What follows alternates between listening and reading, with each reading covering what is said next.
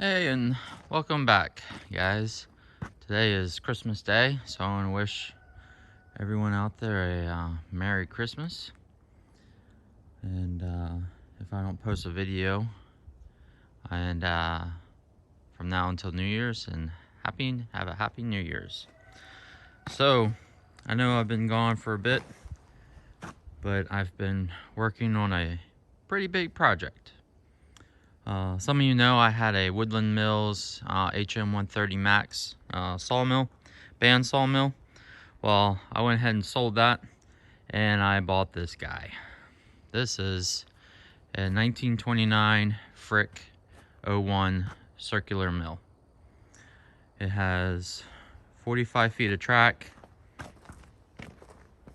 Starts right there, and it runs all the way down there. It's got a 56-inch blade on it.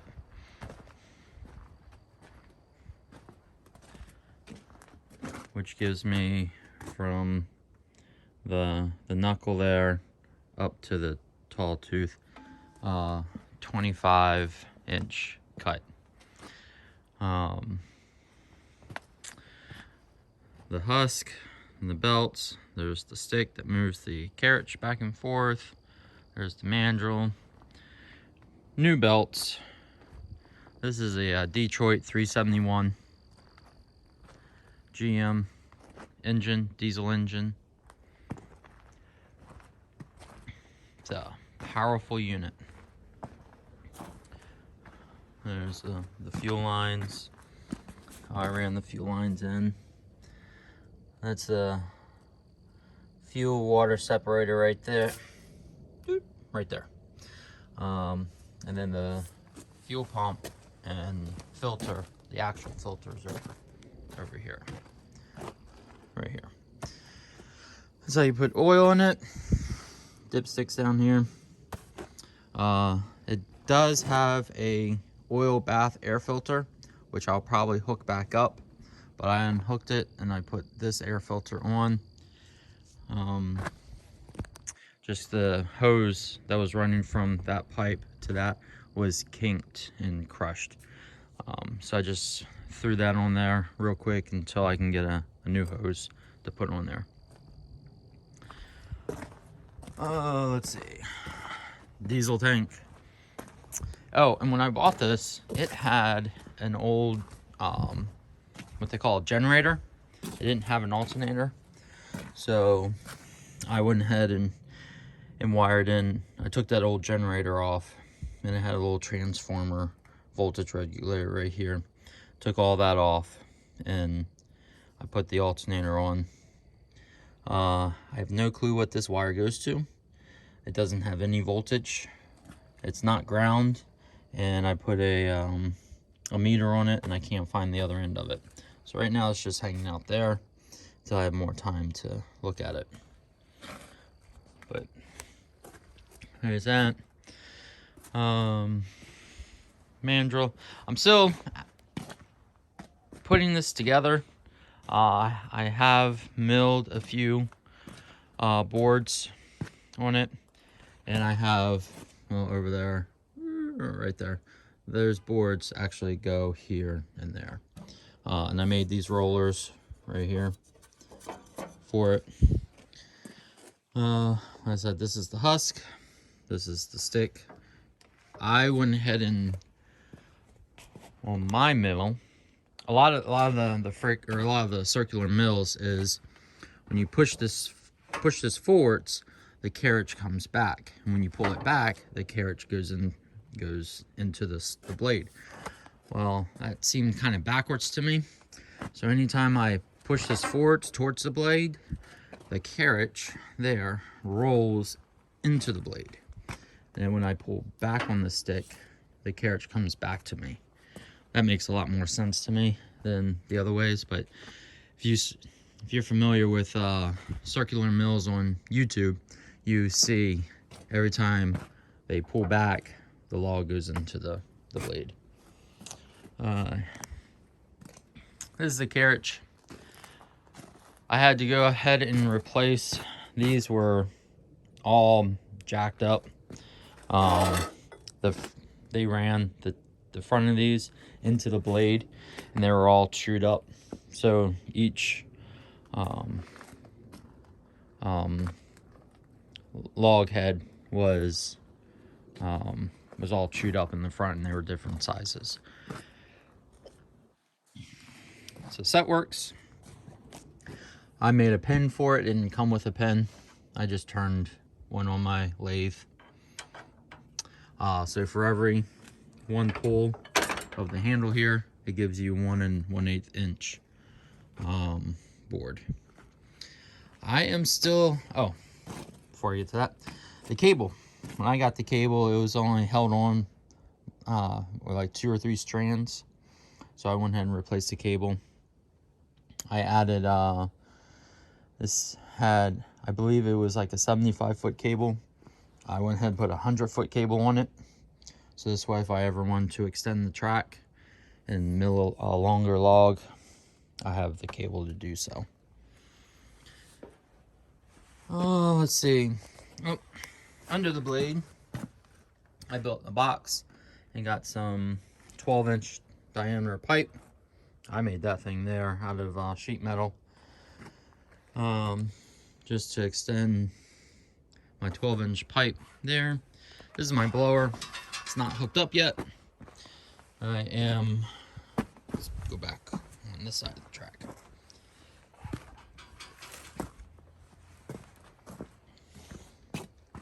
This pulley here, how they had it originally set up, they had the blower under the husk. Well, on this, my setup, I made it this height strictly for the logs on the carriage. It's waist high. So I'm not bending over, or it's not too high for me to reach the log dogs. So with that being said, a lot of other mills, they have pits under their husk. I didn't want to do that because, as you can see, I had to cut this hill away to give me a flat area. And back in that corner back there, it floods. So I didn't want to have water sitting in my pit. But originally the blower sat up underneath here and ran off this pulley. So what I'm doing is I am extending the shaft. There's a pillow block bearing. I gotta drill holes in the husk here and mount my other pillow block bearing. Is going to go out here somewhere, and then the shaft with the pulley will hook up to this, turn the shaft under the track, and then put another belt to turn the blower. That blower is a 12-inch. Let me walk over there.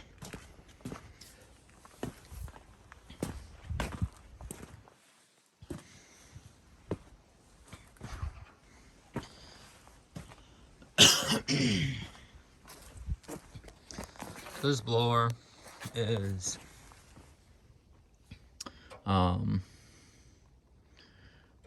a sawdust blower, and it will suck the sawdust out from underneath the blade through the pipe and out. So that's actually a full 12-inch, but what I'm doing is I'm going to choke my exhaust down to 8 inches, and I have a 25-foot 8-inch pipe. I'm just going to pipe it in between the track and the hill somewhere over there. Yeah, I know my work area is a little messy, but this is all the tools I need to get this thing fully functional and put together how I like it. The track did not have these cross pieces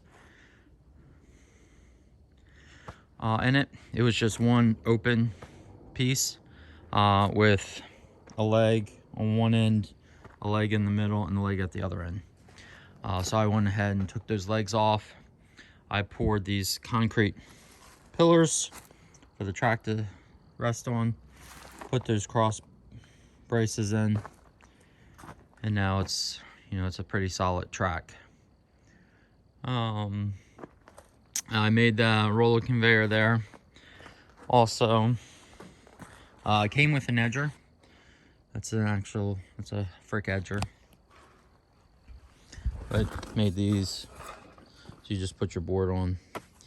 This is the shaft for the blower.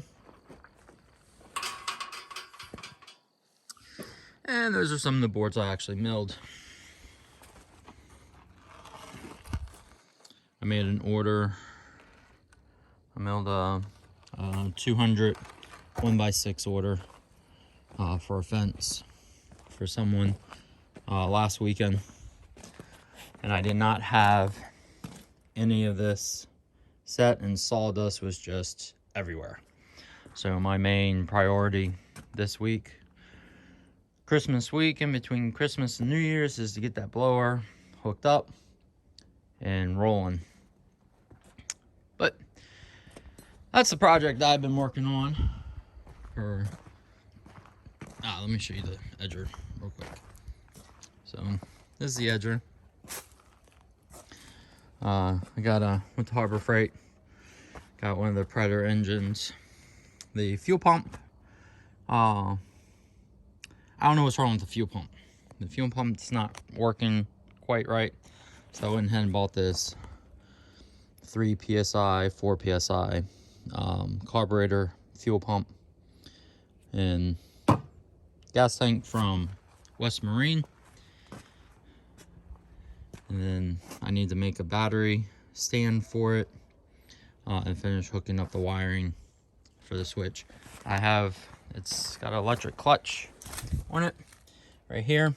So when you start the engine, the blades aren't turning, and you just flip the switch right here and locks the clutch and the blades start spinning. And I'll make a video of that once I get everything up and running. But it has 3 blades. This one is the only one that moves. The 2 outer blades are fixed, but I can just undo these set screws and adjust the blade anywhere I want. And I think that's what I'm going to do is I'm going to move them in 6 inches off of the fence here.